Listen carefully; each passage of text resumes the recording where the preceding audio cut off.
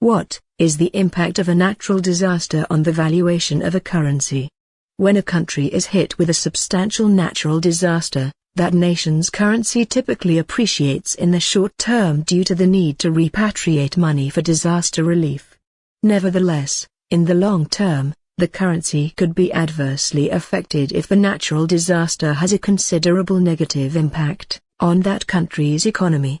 Add to this a probable decrease in consumer spending due to the economic uncertainty, and a possible loss of consumer confidence, and any economic strengths can be turned into economic weaknesses.